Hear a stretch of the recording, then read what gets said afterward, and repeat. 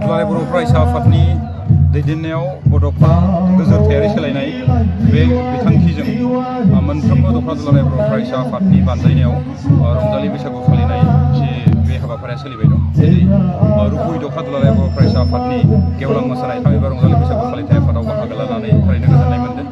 सिगांनि हाबाफारिफोर बायदिनो देग्लाय बोसोरावबो बिथांमोना जोंनि दुलाराय बर' फरायसा आफादनि फिरफिला बैसागोनि फिरफिला आरो मुंख्लंफोरनो बिबार बावनाय आरो लोगोसे एसे सिगाङावसो नोंथांमोना नुनो मोनदों जे उन्दैनो अननाय आरो गेदेरनो मान बावनाय हाबाफारि बे हाबाफारिया जानानै थांबाय आरो दान्दिसे उनाव बिथांमोना गेवलां मोसानाय बे गेवलां मोसानायखौ बेखेवगोन आरो मोनाबिलियाव गेवलां मेल थामहिनबा जोंनि आसार खान्थिजों बुंफबनाय जोंनि बर'नि मोनसे आगोमा फोरबो नैबे रंजालि बैसागुनि सोमोन्दै गुवारै मोनसे सावरायनाय बिथांमोना हाबाफारि लादों होननानै आं मिथिनाय मोननाय जादों आरो बे हाबाफारिनिफ्राय जों बेखौनो मोजाङै रोखा बुजिनानै लानो हायो जे जोंनि ओनसोलनिफ्राय बा जोंनि बर' हारिनिफ्राय गोमालांनो हमनाय माखासे मानि आसार खान्थि आरो जोंनि जिखिनि नेमखान्थिफोर समाजारि बिथिंफोर बे मोनफ्रोमबो बिथिंफोरखौ लानानै बिथांमोना मोनसे सावरायनाय लादों आरो आं आसा खालामो दिनैनि बे दुलाराय बर' फरायसा आफादनि बड'फा गोजोरथायारि सोलायनाय हाबाफारिजों मोनफ्रोमबो दख'रायाव दुलाराय बर' फरायसा आफादा गेवलां मोसानाय हाबाफारिनिफ्राय जों दल संगठनजों लोगोसे बयबो रायजो राजाफोरा मोनसे मोजां फिथाइ मोननो हागोन होननानै जों आसा खालामना लानो हायो आरो जिहेतु बैसागोनिनो खुंखा जानायाबो मोनसे हाबाफारि बे हाबाफारि हिसाबै मोसौ सुंखायनाय खुंखा जानाय गेदेरफोरखौ मान होनाय बैसागोनि रंजानाय बायदिसिनाफ्रा जोंनि जिहेतु मोनसे बर'नि मोनसे आसार खान्थियाव गोग्लैयो बे आसार खान्थि महरै बैसागोआव मा मा हाबाफारिफोरा जायो बे हाबाफारिया थारैनो सोलिलांनाया जोंनि थाखाय मोनसे मोजां होननानै आं सानो आरो गोमालांनो हमनाय बेफोरबायदि माखासे बर'नि जिखिनि आसार खान्थिफोर बे आसार खान्थिफोरखौ नैबे फालिनायनि गेजेरजों जों बोखांफिनना लानानै रायजोनि गेजेराव जों सांग्रांथि खालामना लानो हागोन होननानै आं सानो आरो बियो जोंनि मानगोनां प्रमद बर' बिथां बिटिसिनि चिफ आरो इउजि ब्रह्म हेन्डलुम एन्ड टेक्सटाइलनि आसामनि केबिनेट मिनिस्टार आं बिथांमोनखौ साबायखर होथारनांगोन। सिगांनि सरकारा गोबाव बोसोर सरकाराव थानानैबाबो जोंनि हारिजों जोंनि आसार खान्थिजों जोंनि हारिमुजों सोमोन्दो थानाय माखासे मानि खामानिफोरखौ बिथांमोना मावलांजोबनो हायाखैमोन। दिनै इउपिपिएल सोरकारा मानगोनां प्रमद बर' दैदेननाय सोरकारा गासै बुहुमनि गेजेरावनो मोनसे सिनायथि होनो थाखाय जोङो GI टेग बेखौ खालामनानै लानो हाबाय। जोंनि सरकारनिफ्राय 40 बेसादफोरखौ GI टेग खालामनो थाखाय मोनसे एप्लिकेसन होदोंमोन नाथाय जों आथिखालाव 13ल' GI टेगखौ खालामनानै लानो हादों। आसा खालामो इयुन समफोराव जोंनि जिखिनि दाबि बे दाबिखौ मोनफुंनो हागोन आरो लोगोसे नैबे GI टेग जानायनिफ्राय जोंनि गोमालांनो हमनाय जिखिनि जोंनि जाग्रा लोंग्रा जोंनि गाननाय जोमनाय जोंनि आसार खान्थिजों खाथि सोमोन्दो थानाय जोंनि हारिमुजों सोमोन्दो थानाय बेखौ GI टेग जानायनि उननिफ्राय जों गासै बुहुमनि गेजेरावनो मोनसे संरैखा खालामनानै लानो हागोन होननानै आं सानो आरो बे संरैखाया खालि सरकारनिल' दायित्व जानांगोन होननानै आं साना।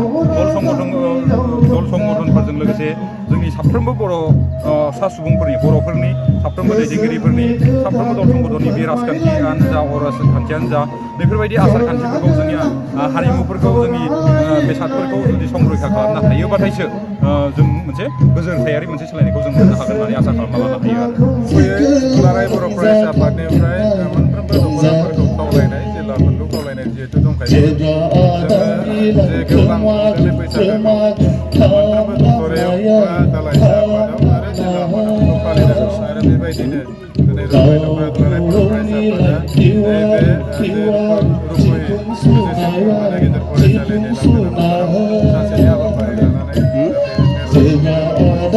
फालिदों। बे फालिनायाव गोजोननाय मोनदों। बेवहाय जोंनि जे बर'नि गुबै धोरोम बा गुबै खान्थि बेखौ बेवहाय दिन्थिनो थाखाय मोनसे नाजानाय जादों। गुबैयै फिरफिला बेरनायाबो बे थाखाबाय जोंनि खुलुमबाय रायजोफोर बेरायनाय दसे सम रंजाबाय दा रंजाबावगोन बिबार बावनाया बे थाबाय।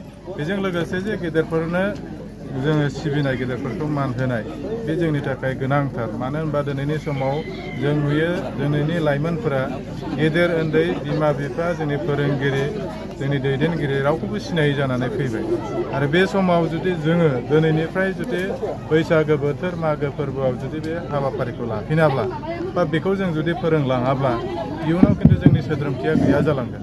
दा बेनि दासो थाखायनो मेथाइ खननानै थांनाय बर' माहारिनि बिथां सोद्रोमथि पुर्ननिसिम गेदेरखौ बानजाय आफादनि जानानै जोङो रोजा रोजा साबायखर बावबाय। बा जोंनि दानिया खुलुमनाय बे मान बावनाय जोंनि गेजेराव मोसाफैगोन आरो बेखौनो दिन्थिनो थाखाय माधवपुर गामिनिफ्राय जाबाय थादों आरो मोनफ्रोमबो मोसाखावरि हानजा बेखौ लानाय जादों।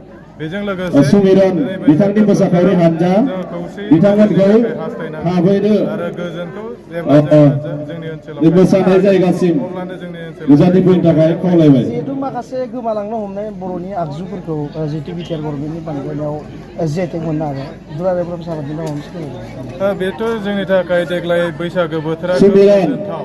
बिथांनि मानो ग्रुप होनबा बिटिआर गभर्नमेन्टनि माधवपुर नाजानायाव गामिनिफ्राय जे बर'नि दोरोङारि जे बिथांमोना गैथ'वा जानाय लोंनाय गाननाय जोमनाय बे हाबनो हादों जेआव माने जे जग्राफिकेल इन्डिकेसन जे रेजिस्टार जानो हाबाय।